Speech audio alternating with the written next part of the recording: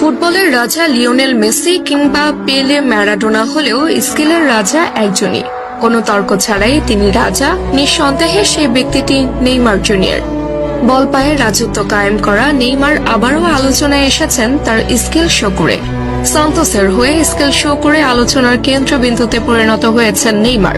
সান্তোসের হয়ে মাঠে নেমে গোল পাওয়ার দিনে নেইমার অদ্ভুত এক স্কিল দেখিয়ে প্রতিপক্ষকে বোকা বানিয়ে বল নিয়ে ছুটে গেছেন নেইমার দ্য সান্তোস জুনিয়র। এমন নেইমারকে যেন ভক্তরা খুঁজছিল। goal.com-এর প্রকাশিত এক শর্ট ভিডিওতে দেখা যায় লং বল রিসিভ করে নেইমার লাফিয়ে উঠে প্রতিপক্ষের বাড়ানো বল নিজের বুকে নিয়ে গ্রাউন্ডে টাচ করিয়ে পায়ের কারুকাজে প্রতিপক্ষের প্লেয়ারের মাথার উপর দিয়ে বল ঘুরিয়ে নিয়ে আসেন নেইমার। তা দেখে অবাক বনে যান মাঠে উপস্থিতরত ব্যক্তিরা।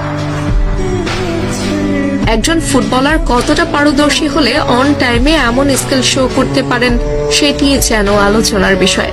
নেইমার বরাবরই সফট স্কিলের ফুটবলার। বল পায়ে প্রতিপক্ষকে বোকা বানাতে তার মতো প্রসিদ্ধ ফুটবলার আরেকজন নেই বললেও মোটেও ভুল হবে না।